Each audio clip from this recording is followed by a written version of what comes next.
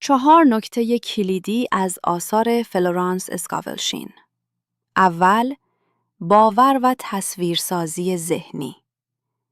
وقتی واضح ببینی و باور کنی، ذهن برای رسیدن آماده می شود. دوم، تاییدهای مثبت را تکرار کن. جملات ساده و مثبت باور نو می سازند. سوم، ترس و نگرانی را رها کن. تمرکز بر نتیجه مطلوب انرژیت را آزاد می کند. چهارم، عمل هماهنگ با افکار و شکرگزاری روزانه.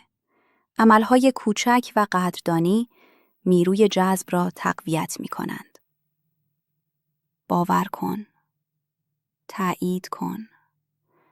ترس را رها کن و با عمل و شکرگزاری جلو برو. کدام نکته را امروز تمرین می کنی؟